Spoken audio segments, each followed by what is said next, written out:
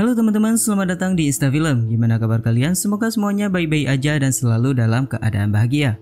Nah, di video ini Ista Film mau ngerekap sebuah alur film berjudul Don't Breathe 2 yang baru aja dirilis beberapa hari yang lalu.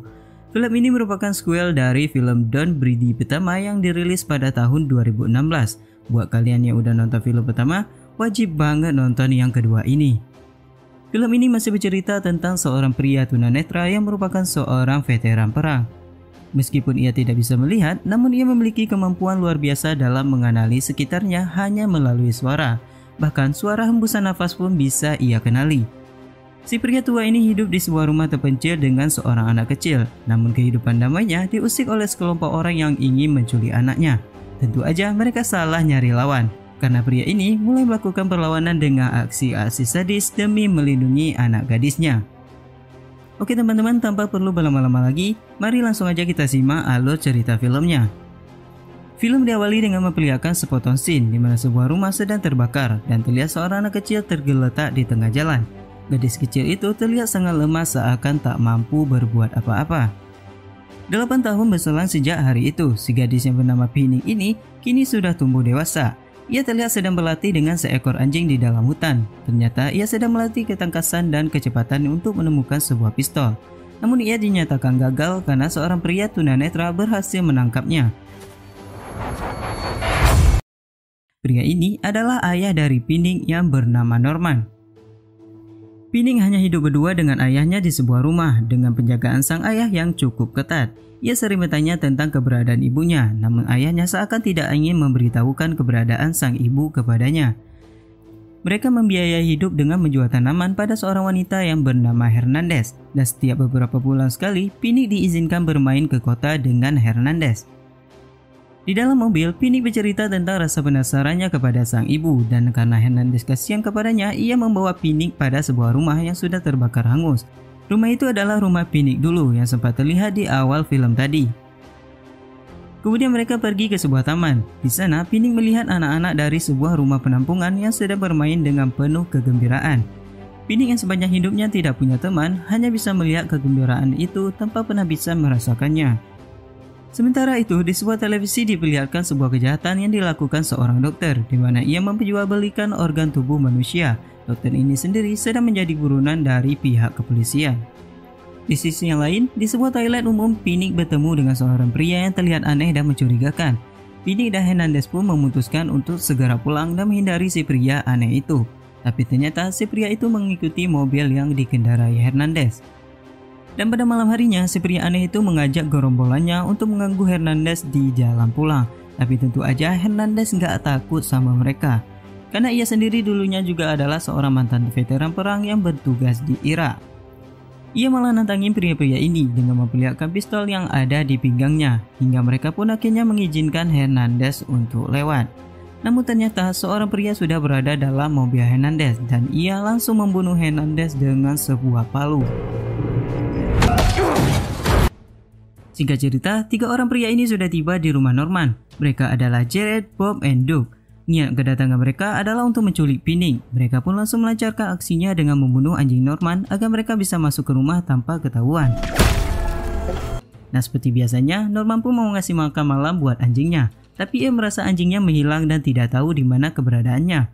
Norman pun mencoba mencari anjingnya keluar, hingga akhirnya ia menemukan anjingnya telah mati terbunuh. Dan ia juga menemukan sebutir peluru yang bersarang di tubuhnya. Nah, dari sini Norman pun mulai merasa curiga bahwa ada yang mengusik rumahnya. Sementara itu, ketiga orang ini mencoba memanfaatkan kesibukan Norman mencari anjingnya untuk masuk ke dalam rumah dan menculik Pining. Tapi ternyata Pining udah tahu kedatangan 3 orang ini. Ia pun mencoba bersembunyi agar tidak ditangkap. Dari bersembunyi di bawah tempat tidur, di bawah lemari, bahkan di dalam gudang.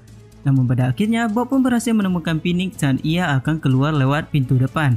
Dan di saat itu pula, Norman datang dan langsung mencekik Bob dari luar. Bob pun mencoba melawan dengan palu andalannya hingga membuat Norman terluka. Sedangkan Pining langsung berlari ke ruang bawah tanah dan ia bersembunyi di dalam sebuah box untuk menghindari kejaran Doug. Norman yang lari ke dalam sebuah garasi mobil berhasil ditemukan oleh Jared. Tapi tentu aja, Jared seorang diri gak cukup kuat untuk melawan Norman. Ia malah dihajar oleh Norman hingga keributan itu memancing Bob untuk datang ke sana. Tapi setibanya Bob di sana, Jared sudah duluan disiksa oleh Norman, di mana mulut dan hidungnya ditutup dengan lem agar Jared tidak bisa bernapas. Untungnya, Bob datang tepat waktu dan berhasil menyelamatkan Jared. Sementara itu, Doug mencoba memancing Phoenix keluar dari box dengan mengisi air dan memasukkan kabel listrik ke dalam box itu. Ternyata Norman pun udah masuk ke dalam ruangan tersebut dan melempar sebuah tabung gas dengan tujuan agar Doug tidak menggunakan pistol. Pertarungan antara Norman dan Doug pun terjadi. Norman juga harus berpacu dengan waktu agar Phoenix tidak tenggelam di dalam box. Hingga pada akhirnya, Norman pun berhasil membunuh Doug dengan membuat tabung gas tadi meledak dan membakar Doug hingga hangus. Sementara itu, dua orang lagi tiba di sana dengan membawa seekor anjing. Mereka adalah Raylan dan Raoul. Melihat rekannya mati terbakar, Raylan tentu aja marah besar. Ia mengejar dan memburu Norman hingga pada akhirnya mereka berhasil menangkapnya di dalam sebuah gudang. Namun dari sini, sebuah fakta terungkap bahwa Norman bukanlah ayah kandung dari Phoenix. Ia menemukan Phoenix tergeletak di tengah jalan dan merawatnya hingga besar. Dan ternyata Phoenix adalah anak dari Raylan yang selama ini ia cari. Di tengah itu, kelengahan dari Raylan dan Bob pun dimanfaatkan oleh Norman untuk kabur. Sontak, Raylan dan yang lainnya langsung mengejarnya, hingga hanya menyisakan Jared seorang diri dengan Phoenix. Di saat yang lain lagi sibuk mencarinya, Norman malah tiba-tiba muncul dan langsung menghajar Jared tanpa ampun. Ia membunuh Jared secara keji meskipun hal itu dilihat langsung oleh Phoenix. Ketika Raylan dan rekan-rekannya tahu bahwa Jared telah mati di tangan Norman, ia sangat marah hingga memutuskan untuk melepaskan anjing peliharaan yang dibawanya untuk menyerang Norman.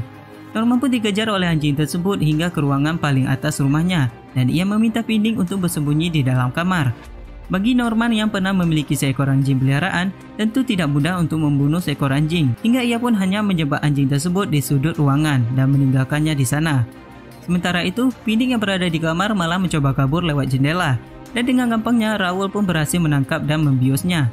Karena sudah mendapatkan Phoenix, Raylan pun akhirnya memutuskan untuk cabut dan pergi dari sana. Tapi sebelum pergi, mereka tanpa segan membakar rumah Norman. Mengetahui rumahnya telah terbakar, Norman pun mencoba menyelamatkan diri. Tapi ia tetap ingat bahwa ada seekor anjing di ruangan atas. Ia pun langsung menyelamatkan anjing itu terlebih dahulu dan langsung menyelamatkan diri dengan melompat lewat jendela. Norman pun hanya bisa pasrah mengetahui rumahnya telah terbakar hangus. Meskipun ia tidak bisa melihat, ia bisa merasakan hal itu. Dan uniknya, anjing yang tadi ia selamatkan kini telah menganggap Norman sebagai tuannya. Di tengah itu, Norman pun mendengar suara gantungan pernak-pernik yang ia ketahui itu ada di dalam mobil Hernandez. Ia pun mengikuti suara tersebut dan menemukan mayat Hernandez yang telah dibunuh oleh Raylan di dalam mobil. Rasa dendam pun mulai membara dalam diri Norman. Ia kemudian memiliki ide untuk menggunakan anjing Raylan agar dapat menemukan lokasi mereka. Ia mengikatnya dengan tali dan kemudian anjing itu pun menuntunnya ke tempat Raylan berada. Singkat cerita, Phoenix pun terbangun di dalam rumah Raylan. Kali ini, Raylan tidak lagi menahan Phoenix dan mengizinkan Phoenix pergi jika ia ingin pergi. Phoenix pun langsung turun ke bawah dan berniat pergi dari sana. Namun, ketika ia akan mencapai pintu keluar, seorang wanita dengan kursi roda muncul dan bernyanyi sebuah lagu yang Phoenix ingat pernah dinyanyikan oleh ibunya dulu. Mom. Ternyata wanita itu adalah ibu Phoenix. Usut punya usut, ternyata niat Raylan mencari Phoenix adalah karena si ibu ini menderita sebuah penyakit dan membutuhkan donor jantung. Dan jantung yang cocok adalah jantung Phoenix yang merupakan anaknya sendiri. Mereka pun mulai mencuci otak dan meminta Phoenix untuk mendonorkan jantungnya pada sang ibu.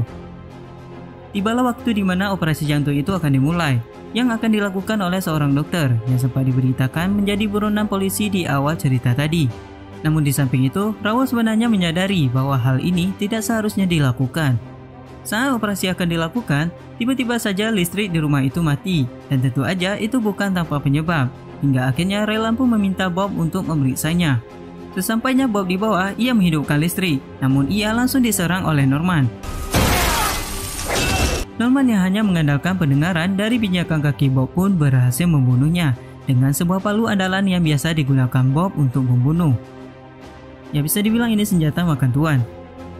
Keributan dari perkelahian ini pun memancing Raoul dan 3 orang lainnya untuk turun ke bawah dan menyelidiki apa yang sedang terjadi. Norman ternyata punya akal yang cukup cerdik. Ia pun pura-pura mati di tengah genangan air hingga memancing 3 orang itu untuk mendekatinya. Nah, dari gelombang hentakan air yang dihasilkan pijakan kaki mereka, ia bisa mengetahui jumlah orang dan langsung menembak ketiganya. Tapi karena Raul tidak turut kegenangan, keberadaannya pun tidak diketahui oleh Norman. Namun, di sini Raul malah membiarkan Norman untuk pergi dan menyelamatkan Finnick dari Relan. Sementara itu, Relan dan istrinya mencoba membawa kabur Finnick ke sebuah ruangan yang di sana terdapat sebuah kolam yang cukup dalam. Tapi ternyata Norman sudah mengetahui keberadaan mereka dan dengan pintarnya ia melemparkan sebuah bom asap dengan tujuan untuk menghalangi penglihatan Relan. Relan yang tidak bisa melihat apa-apa mencoba menembak Norman, namun tanpa ia sadari tembakan itu malah mengenai istrinya sendiri. Ya, akhirnya istrinya pun mati dan jatuh ke dalam kolam. Sementara itu, Norman kembali menyerang Relan dan uniknya anjing yang pelihara tadi malah ikut membantu Norman.